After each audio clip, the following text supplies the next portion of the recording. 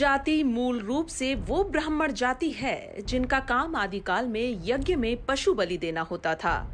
आदिकाल में यज्ञ में बकरे की बलि दी जाती थी। संस्कृत में इनके लिए खटिक शब्द का प्रयोग किया गया है। मध्यकाल में जब क्रूर इस्लामी आक्रांताओं ने हिंदू मंदिरों पर हमला किया तो सबसे पहले खटिक जाति के ब्राह्मणों ने ही उनका प्रतिकार किया। राजा और उनकी सेना तो बाद में आती थी। मंदिर परिसर में रहने वाले खटिक ही सर्वप्रथम उनका सामना करते थे।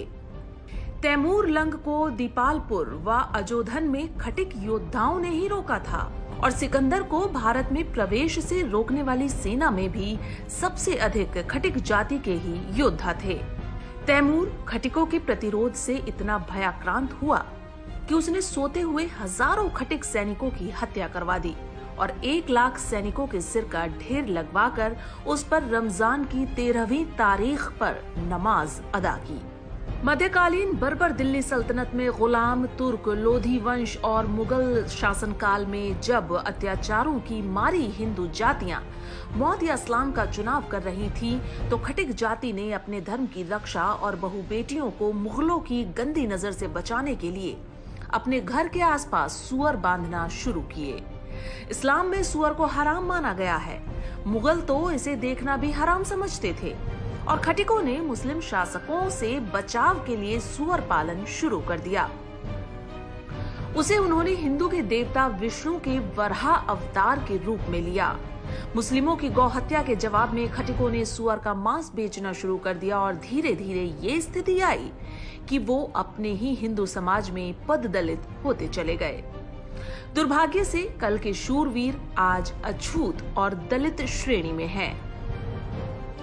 1857 की लड़ाई में मेरठ और उसके आसपास अंग्रेजों के पूरे परिवारों को मौत के घाट उतारने वालों में खटिक समाज सबसे आगे था। इससे गुस्साए अंग्रेजों ने 1891 में पूरी खटिक जाति को ही वांटेड और अपराधी जाति घोषित कर दिया था। जब आप मेरठ से लेकर कानपुर तक 1857 के विद्रोह की कहानी पढ़ेंगे तो रोंगटे खड़े हो जाएंगे।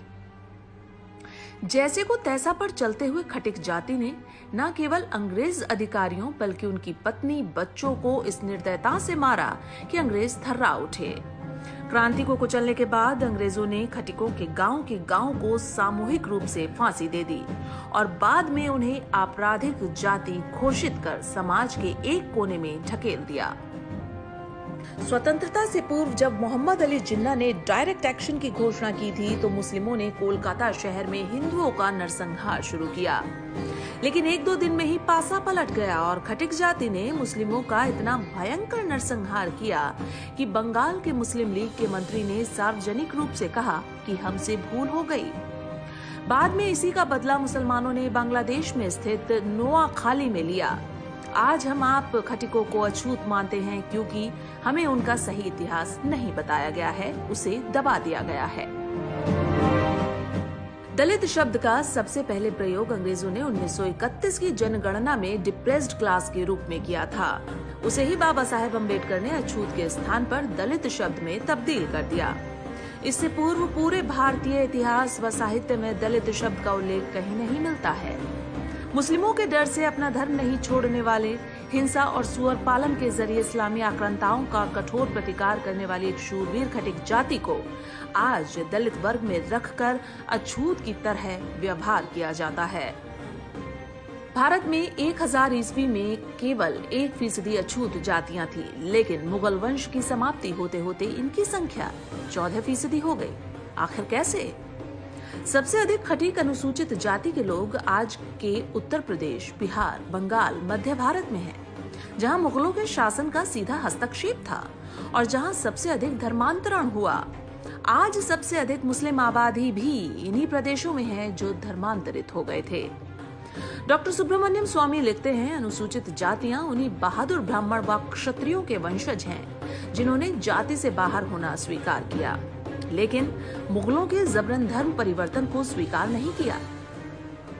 आज के हिंदू समाज को उनका शुक्रगुजार होना चाहिए, उन्हें कोटिशः प्रणाम करना चाहिए, क्योंकि उन लोगों ने हिंदू धर्म के भगवा ध्वज को कभी झुकने नहीं दिया, भले ही स्वयं अपमान व दमन झेला।